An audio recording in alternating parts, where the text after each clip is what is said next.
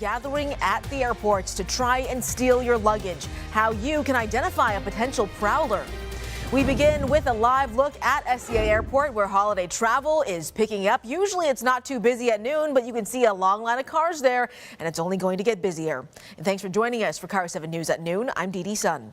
In Seattle-Tacoma International, officials say 166,000 people are expected to pass through the airport today alone as they head to those holiday destinations.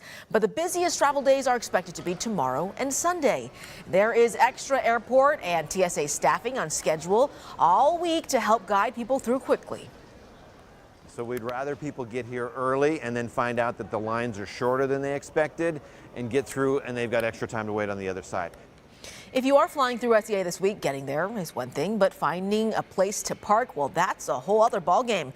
The on-site garage has both drive-up and reserve parking available, but for some, it can be a hefty price. KIRO 7's Brooke Griffin caught up with travelers who say finding ways to avoid parking is often the way to go. Well, when it comes to parking at the airport, you can either save time or you can save money. You don't always really get to do both.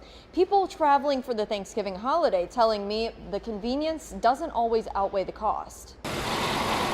It turns out some travelers will go to great lengths to avoid parking at SCA. I drove last night actually to one of my friend's second houses in Northgate, and then slept in my car, and then this morning walked to the light rail station and took that down. Many of them tell us two factors make that decision. The traffic. It was pretty heinous, I won't lie to you.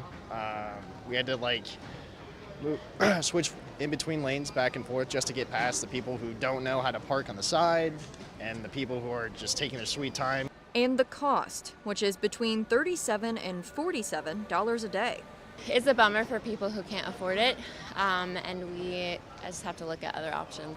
But for some passengers, the ability to reserve a spot is a lifesaver. A little more expensive, but I think it was worth it for the ease, especially with two little kids.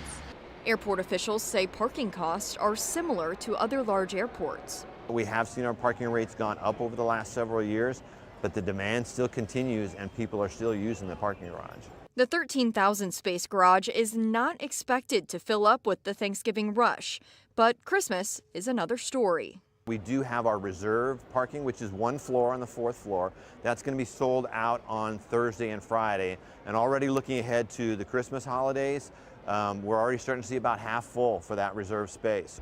And if you do decide to go with this garage parking, they say reserving a spot at least 14 days in advance is the best way to go. At SCA, Brooke Griffin, KIRO 7 News. And of course, there are also third-party parking lots that are a little bit cheaper, like Wally Park or Jiffy Park.